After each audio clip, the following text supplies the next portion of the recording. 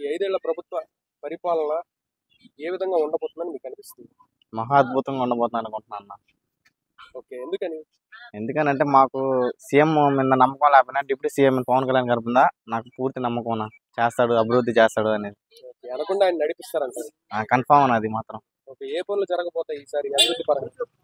First Amaravati development చేస్తాడన్న. Next Polavaram project complete అవుతాయి sir.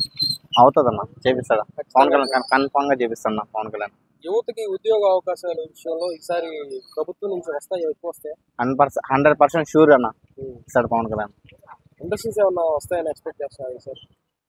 రావచ్చు అన్న, డెఫినెట్లీ కన్ఫామ్. సో గత ప్రభుత్వంతో పోలిస్తే ఈసారి ఇంకా మెరుగ్గా ఉంటుందంటారా, లేకపోతే ఎలా ఉంటుందంటారు? కన్ఫామ్ గా అయితే ఉంటదన్న, మంచిగా ఉంటుంది. మంచిగా అయితే ఉంటది.